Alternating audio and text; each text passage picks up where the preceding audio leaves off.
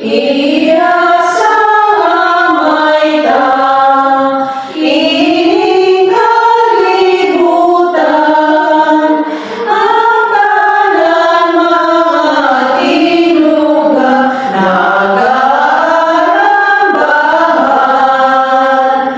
Iya sa amay ta, mga kabuyan, langit kadagatan, binuhat niya tanan. Iya sa amay ta, sa pispis pagamba, kapawag kabulagan, kahit